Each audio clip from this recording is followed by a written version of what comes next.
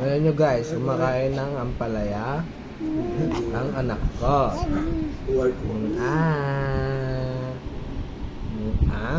Nilakihan niya pa. Hindi siya napapaitan, hindi niya niluluwa. Ganyan ang batang hindi pinapakain ng matamis. Diba na? Very good na. Nasarapan ba?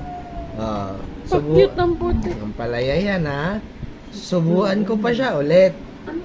Bibim, May labas pa yung bibig. ano naman pabibig mo? Bibim. Bibim, ito ko sana. Ay sa palalapit. Siya pa lumalapit sa ulam. Ana. No. Huwag mo na kamayin. Kamayin. Ayaw na. Busog. Bibim. Busog na daw siya. Bibim. Busog.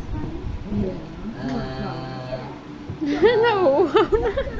Iya, mo na din. Okay na yung isang. Nauuhaw na. Ano yung unang ito?